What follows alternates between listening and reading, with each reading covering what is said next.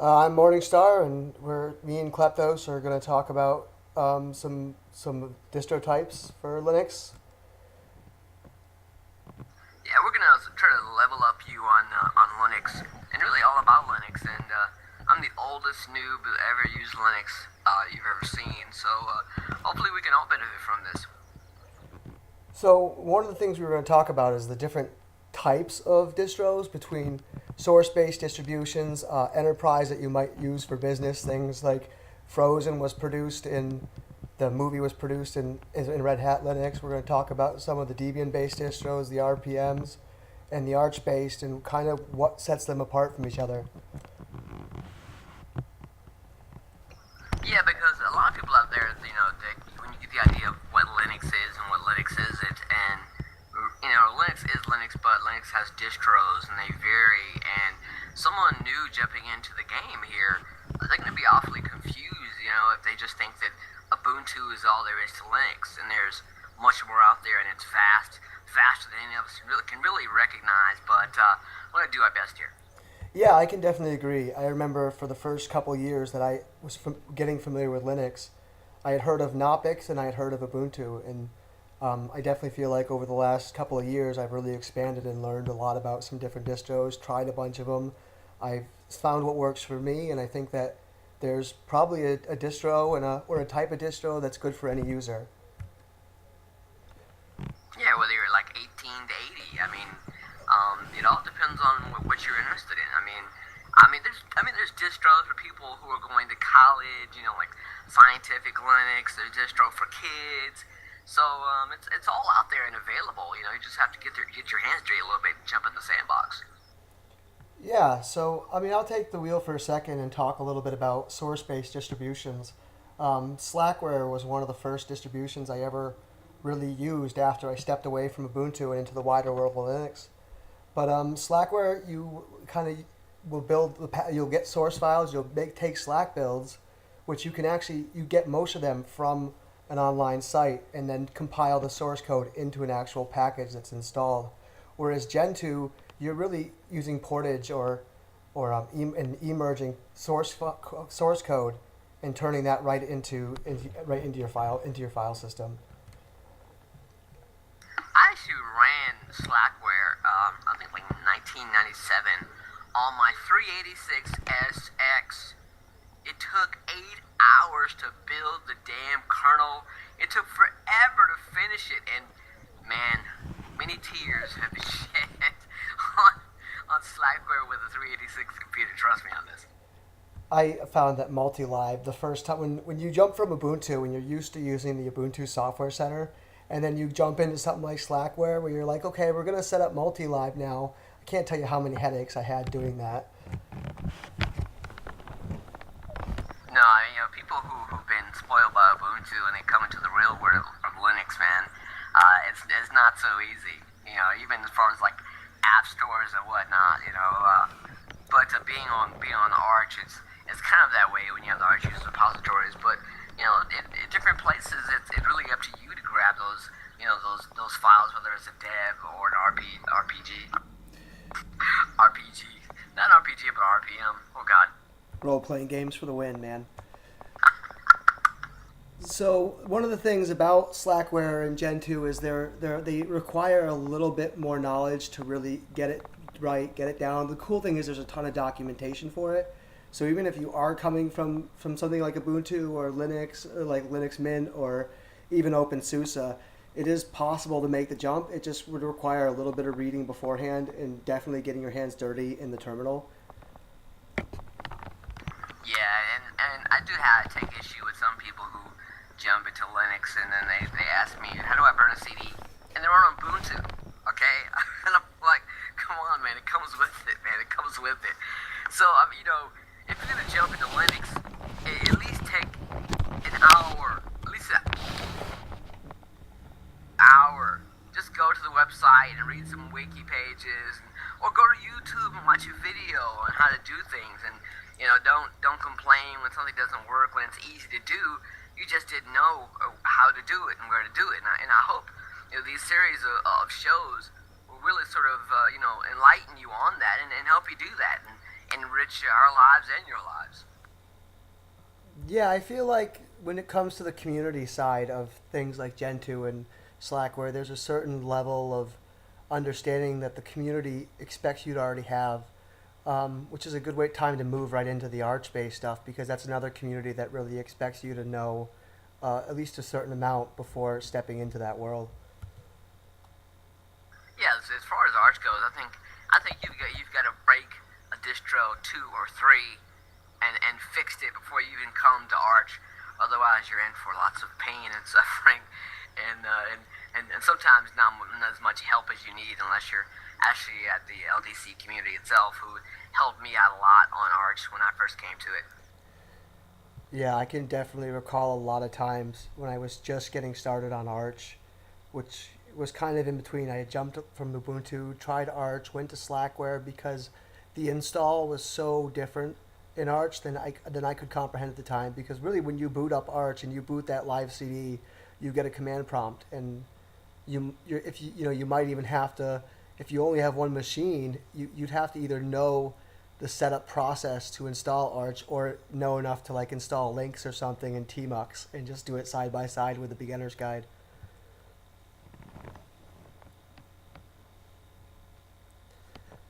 Yeah, I mean, honestly, the way Arch, the way you have to set up Arch, I'm used to it because I did the whole OpenBSD thing. I've done the Gen 2 thing, so I'm used to it. But it is kind of a bit of a shock for somebody who's gone straight from Ubuntu to Arch.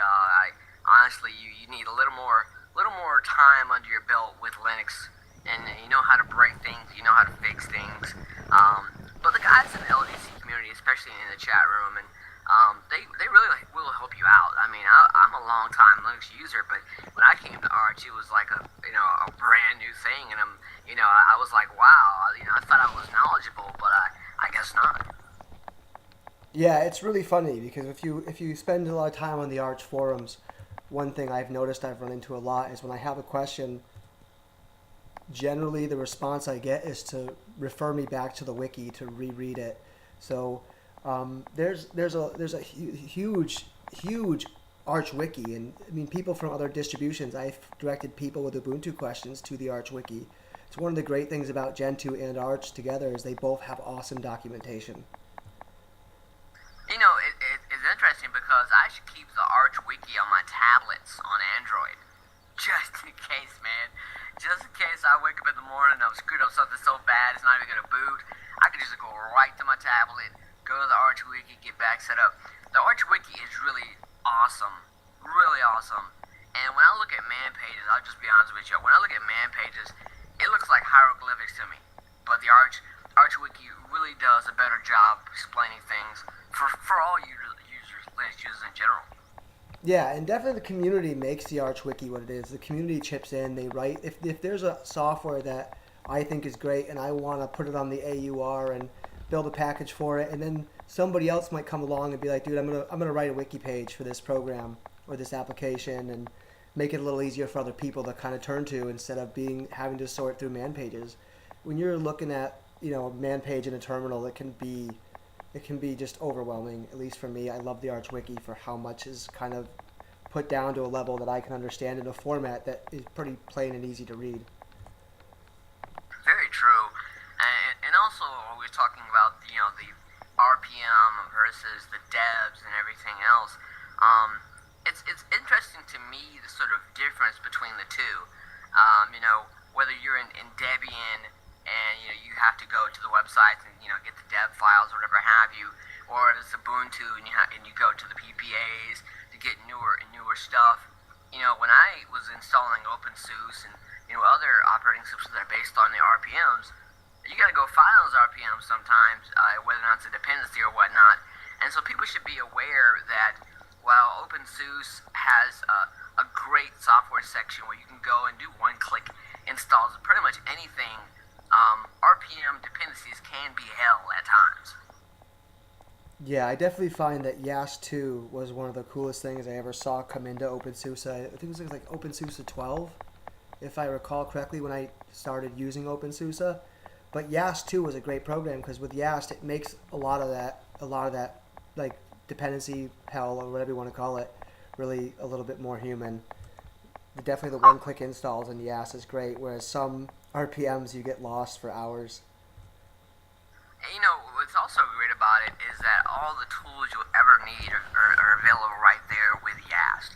You know, whether you're on Btrfs, you have a little setup there for Btrfs and Snapper, and you can go and look at the differences between all the different files. Whether you have network problems, you can go to the network settings. If you want this particular window manager or DE to boot up first, everything is available and set up right there through YAS. It's an incredible tool. Yeah, I was going to definitely mention too. I found that I had a friend who was struggling with some issues with Ubuntu, and I set her up on OpenSUSE. And YAS, I noticed, was like you can just set up your firewall and everything. Like if you're jumping from either Windows or Mac to Linux, I really would recommend OpenSUSE as a great jumping off point, as well as some other ones. OpenSUSE is my second favorite distro of all time, just because whether you're a beginner or you're experienced, it has everything for you. And now also the zipper program itself is so nice. You can just sit there and add repositories from the terminal. Everything is available to you, and not only is it, for regular users, they have the enterprise side as well, and so it serves all needs.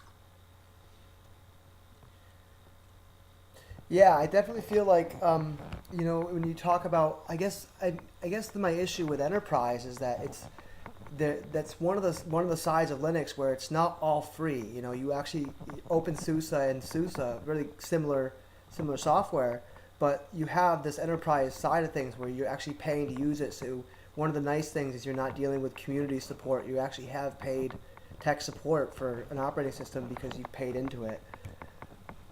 And here's the rub of the issue, with whether it's proprietary software or the enterprise where you pay for your support.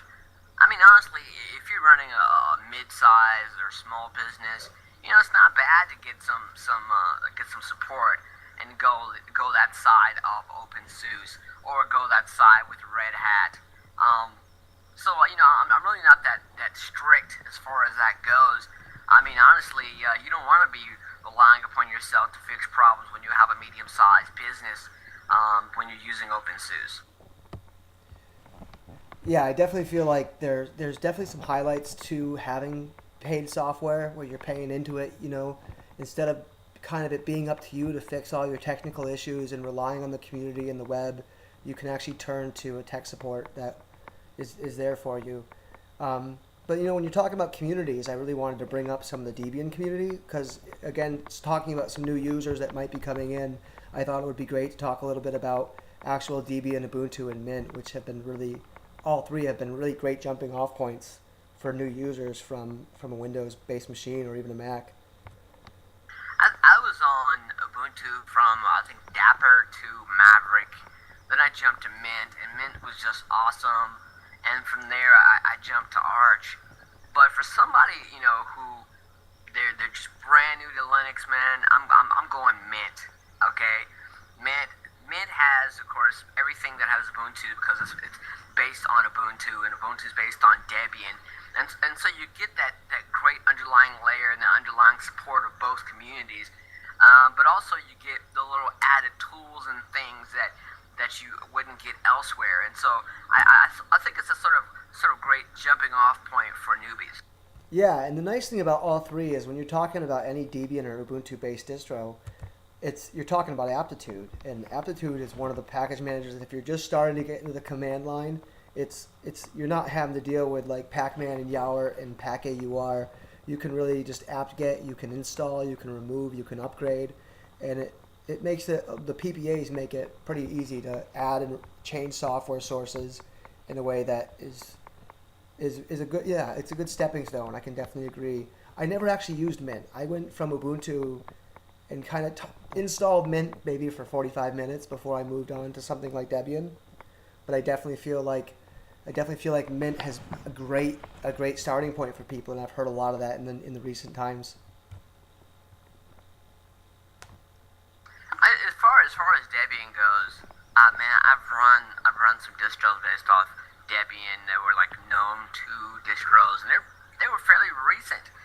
And with Debian I use myself for servers or for little mini PCs that are they're just rock solid.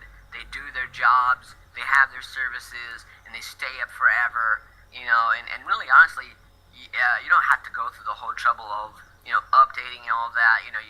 I mean, it is really one of the perfect Linux systems to set up and just let it run and do its business. Yeah, I definitely have had a conversation. I think it was in the IRC the other day. We were talking about somebody who there was a 5-year server uptime, like 1,800 days, and I'm assuming that was probably a Debian machine. Oh my God, man!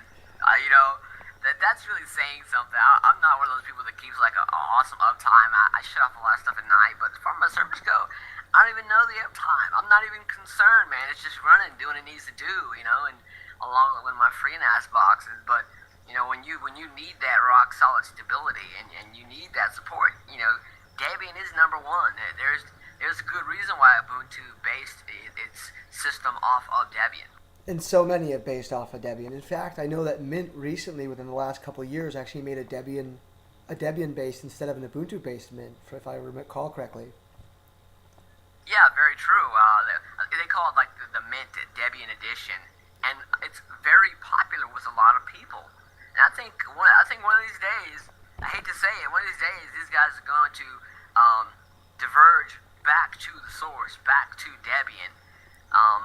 Honestly, I think my only issues with a Debian system is when you have an exploit, and that exploit needs to have some service to be updated, and you can't wait a while for that update to come along. Yeah, then you've got to go through and manually find your PPAs and add them and change your software. Yeah, Debian, I noticed too. One of the things I love about Debian is how rock solid it is, but also that with Debian you have like it's not updated all the time. There's not a lot of updates and stuff coming in. You'll get a lot of times with Debian where you're using the same software. Like if you actually had to use Wine, they have a very old version of Wine in there. Yeah, that is true, and for someone like you and I who are on Arch, and we're updating like 20 packages almost a day or plus, it can be like, okay, that's kind of old software, but like you said, it's stable software, and then you do have the Debian unstable side of things, but that's really the beauty of Linux is that you have your pick of the litter.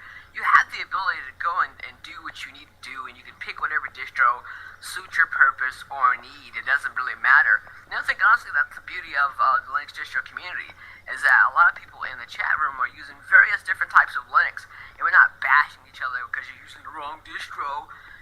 It's freedom, baby. Love it. Yeah, I definitely find that with Linux, one of the highlights is that every Linux can run the same software. The distro might package different software. They might have like Debian who tests and tests and tests until it's rock solid. Arch where it's bleeding edge. Gentoo, you can install anything with Gentoo anyway. And the Gentoo is great because you have so much control over how it's compiled. And there's a lot to offer from all the different distros, and I definitely feel like there's something for everybody.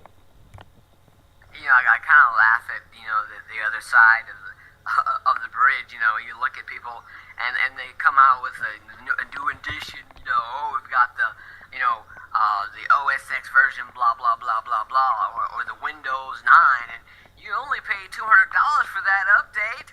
Only $200. But on Linux, baby, you don't pay nada. Okay. Well, unless you're using Red Hat, but yeah.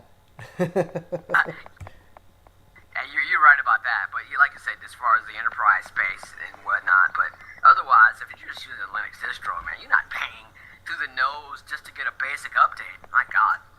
Definitely. All right, I think that pretty much kind of wraps up this segment, unless you had anything else you wanted to add, Kleptos. No, I think it gives you a good gist of, dev versus RPM versus source, and, do the research. Look it up. See what you like. See what you're interested in. If you're interested in you want to just build it up from the source. You want to learn what Linux is all about. Then maybe go Arch. Maybe go from source. Maybe go Slackware.